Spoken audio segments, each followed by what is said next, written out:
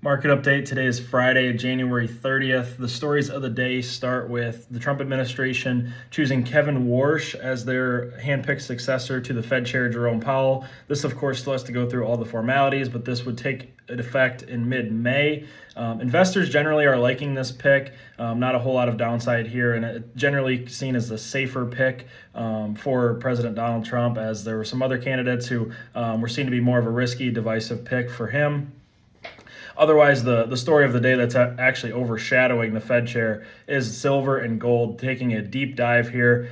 Silver is down over 30% here as we extend the trading day, and gold's down 10%. Actually, I mean, these metals are returning to their levels that were about a month ago before this whole bull market actually started. And then money we actually see rotating back into the dollar and into U.S. investments as we see the dollar strengthen significantly today, and Treasury yields, especially the longer term ones, start to rise again. So this is kind of a sharp reversal from what we've seen in this past month, as more and more money has kind of tricked into these precious metals. We see all of that reversing and back into the dollar. So certainly a sharp reversal. Otherwise, the indices generally are down today, kind of digesting this news. It's kind of just a general market movement today, but the small caps were hit the hardest, with the Russell being down about 1.7%. I'm sure the yields rising have a significant thing to do with that. So keep your eyes on that as we go into next week. Otherwise, we see Google and some of the healthcare companies such as Eli Lilly report their earnings for next week, and we'll also see